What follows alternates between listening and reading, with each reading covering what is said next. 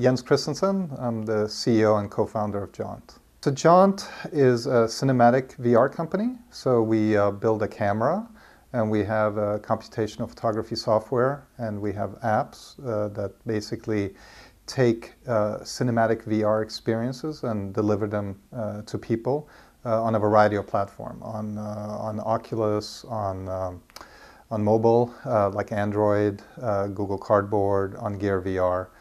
We also have a set of production tools, post-production tools, that basically enable the creative community to take those cinematic VR experiences and make them even better.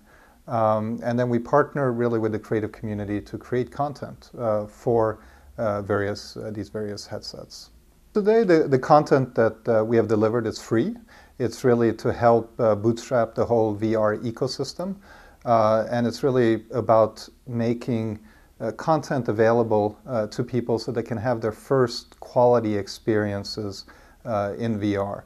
Now, going forward, as this whole industry evolves, we think there will be obviously an opportunity to monetize content. How exactly that will be monetized, I think, still remains to be seen. It could be a subscription basis. It could be, pay per content. It could be advertising. There's also today really the opportunity to create sponsored content. There are brands that are very interested in VR and see the potential in terms of enabling VR to promote their particular products. It was really in early 2013. I was working as an EIR at Redpoint Ventures, along with my co-founder Arthur Van Hoff. And we met our third co-founder, Tom Anow, there, who had been an EIR, an entrepreneur in residence, at Redpoint earlier.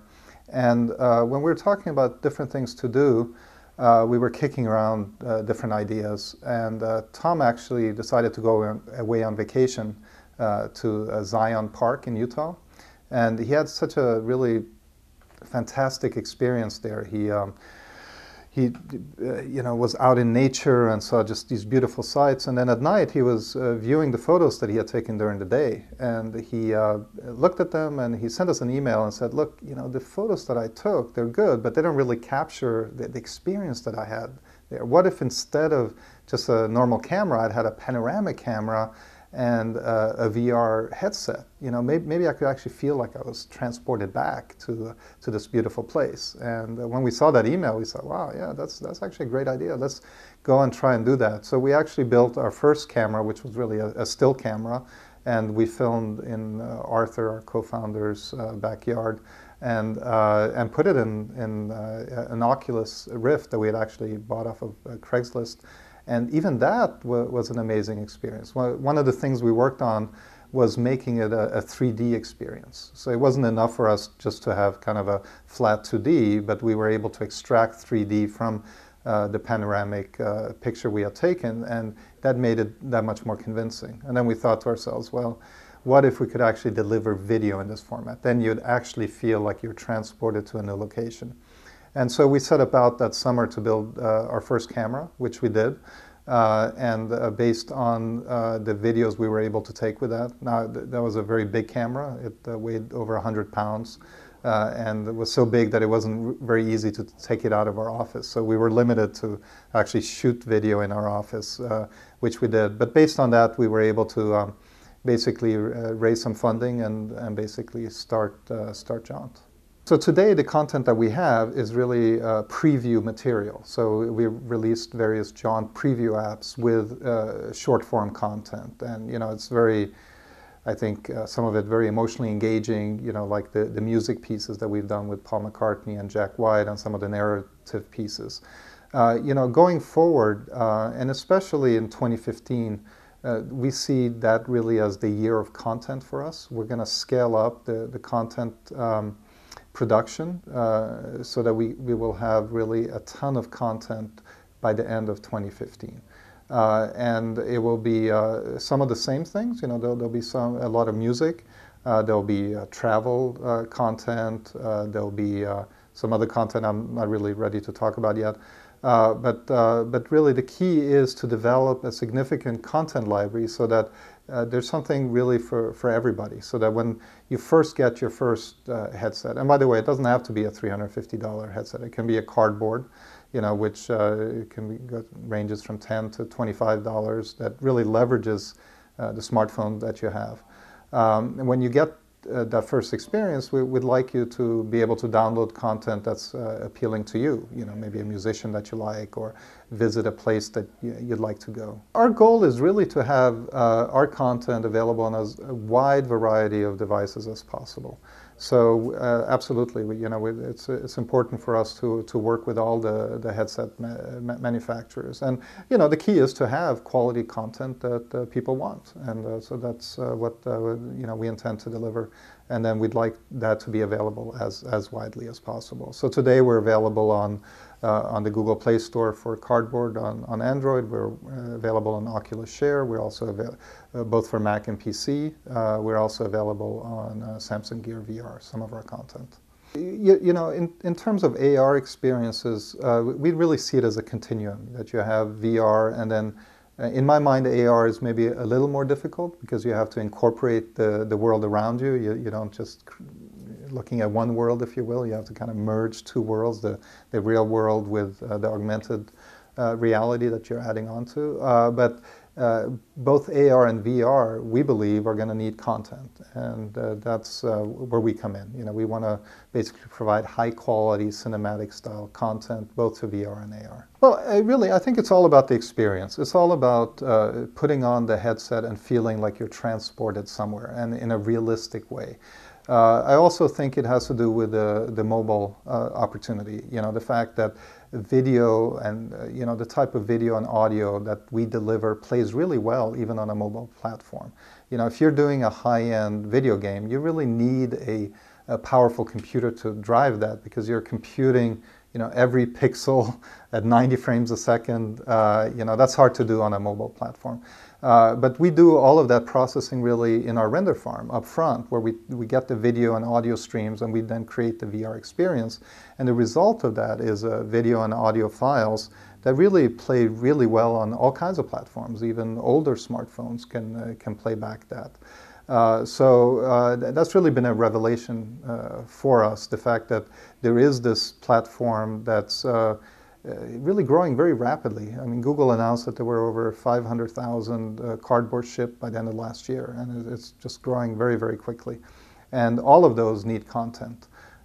So that's really the reason for us to want to make 2015 the year of content for us. It's a little more nuanced in terms of this whole ecosystem than simply saying that there are a bunch of competitors. The way we look at it is we see ourselves really as a Silicon Valley technology company, that has developed really difficult technology, hardware in the camera side, really complex computational photography software, great apps that run on a variety of platforms. All of that is really highly technical work.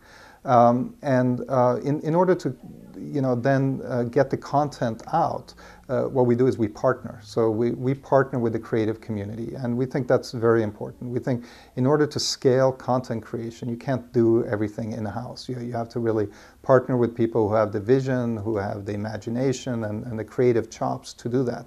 There are a lot of people out there kind of creating content often on their own, and they have their own creative impulses and idea, which is great, by the way.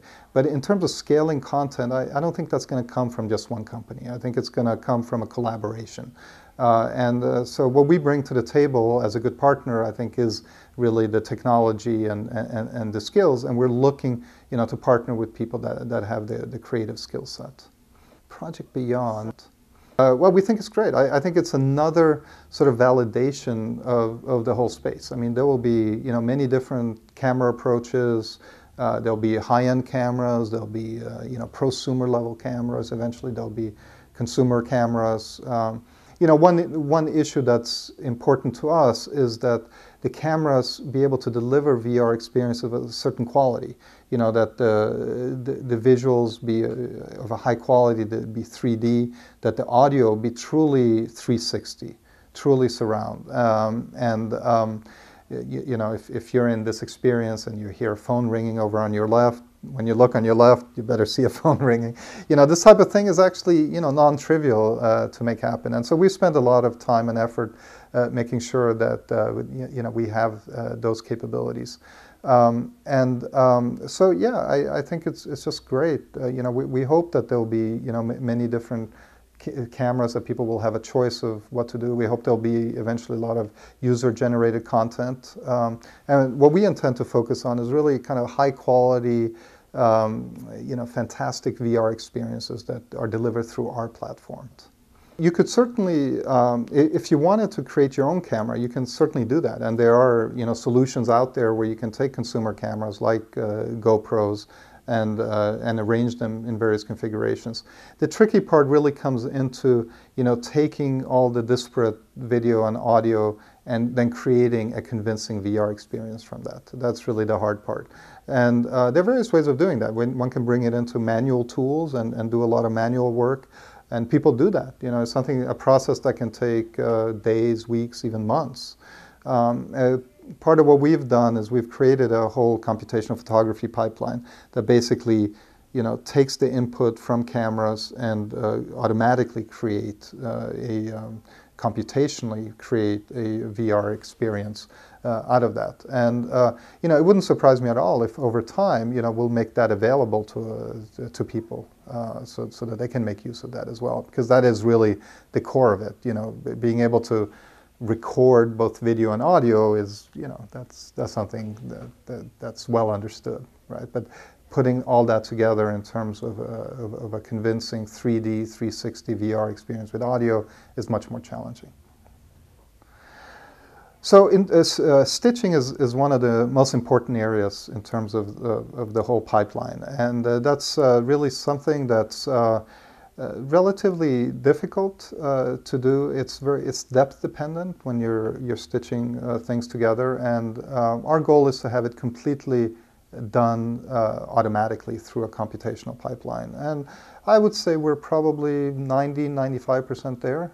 When we'll get to complete 100% automatic stitch-free video, it's a little hard to predict. I would hope sometime this year, but you know, it's a little hard to predict.